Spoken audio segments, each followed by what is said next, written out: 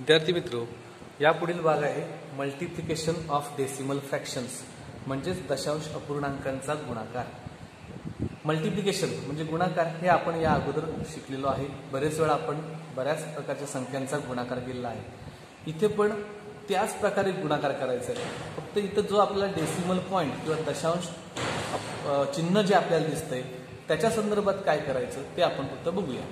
आता 6.17 इंटू 3.9 हा एक मल्टिप्लिकेशन आपल्याला या ठिकाणी करायचं आहे। 6.17 इंटू 3.9 आपण या अगोदर शिकलो होतो त्याप्रमाणे बेरीज आणि वजाबाकीमध्ये डेसिमल पॉइंटच्या खाली डेसिमल पॉइंट आला पाहिजे असं आपण ॲडिशन अँड सबट्रॅक्शनच्या वेळेला बघित होतो, पण गुणाकारामध्ये तसं करायचं नाहीये। डेसिमल पॉइंटचा उपयोग फक्त उत्तर शोधताना किंवा उत्तर शोधल्यानंतर आपण डेसिमल पॉइंट द्यायचा आहे, तोपर्यंत त्याकडे लक्ष द्यायचं नाही। Just ignore the decimal point and do the multiplication. दशांश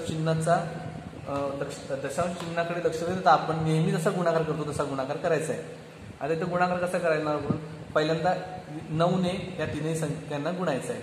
9 7 63 3 हातचे आले 6 9 1 9 9 आणि 6 15 15 चे 5 हातचा आला 1 9 7 54 54 आणि 1 55 5553 5553 अशी संख्या मिळते। त्यानंतर युनिट प्लेस, आता डेसिमल पॉइंट इथं नाही आहे असं आपण समजलो, त्यामुळे युनिट प्लेस एकक स्थानच्या अंकाने गुणून झाल्यानंतर दशक स्थानच्या अंकाने गुणायच्या अगोदर आपण एक शून्य द्यायचा असतो, म्हणून इथं आपण एक शून्य दिलाय। सो 3 इंटू 7 3 7 21 हातचे आले 2 3 1 3 आणि 2 5 3 6 18 1 and 8 अशा प्रकारे आपण लिहिलं। 18,510 अशी एक संख्या आपल्याला मिळते। इथे कुठेही दशांश चिन्हाचा वापर करायचा नाही।